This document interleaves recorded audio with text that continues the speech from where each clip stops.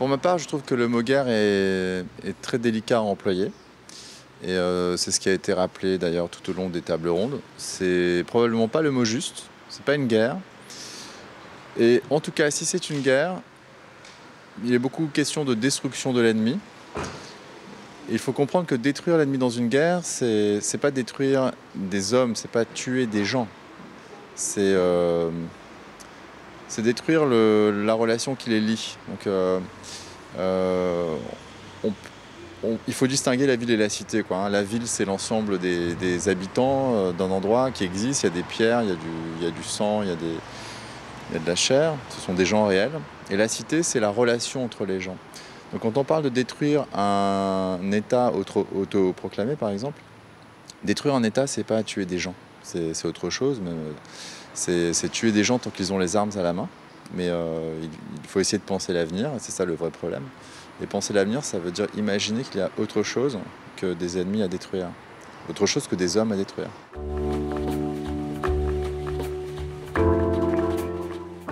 Parce qu'on a entendu, moi c'est pas la question, c'est pas ce que je pense, mais ce qui est apparu, c'est que d'abord l'état d'urgence est parfaitement inutile et même contre-productif, puisque toutes les perquisitions, il y en a eu 2000, hein, si j'ai bien compris, les perquisitions qui ont été faites suite à l'état d'urgence ont toutes fait chou blanc, parce qu'évidemment tout le monde était prévenu. Donc il faudrait peut-être distinguer ce qui relève de, on va dire, de l'émotion collective et de l'efficacité réelle des mesures. Peut-être pas mélanger les deux.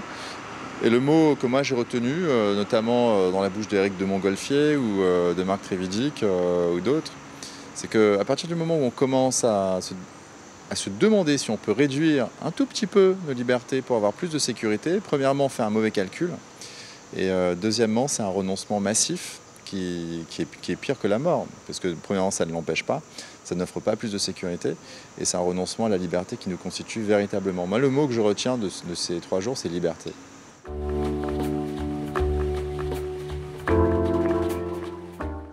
Dans des moments de paix sociale, on n'a pas besoin de se rassurer en se réchauffant autour de symboles communs.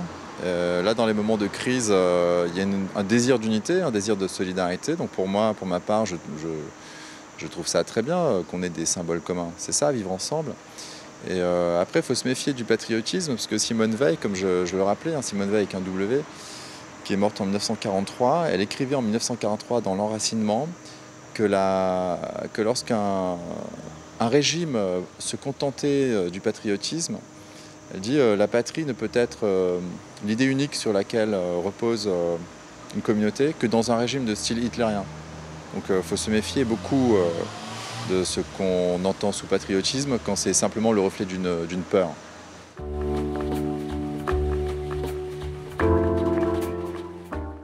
Oh, mais ça me heurte pas, mais évidemment que ça sert pas à grand chose. Voilà, c'est de la...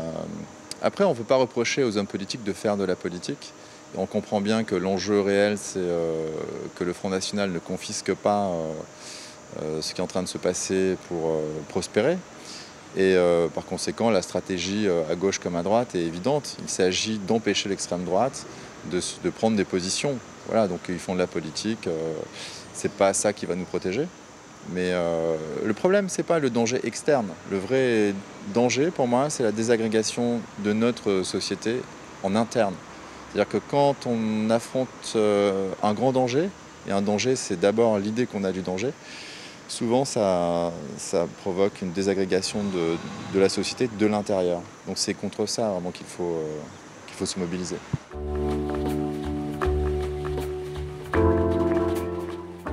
Les intellectuels, c'est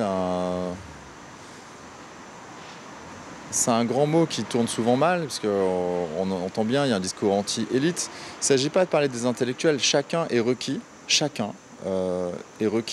sur le plan de l'intelligence. Et l'intelligence, ce n'est pas juste la cérébralité, l'intelligence, ça vient du cœur, et l'intelligence, c'est la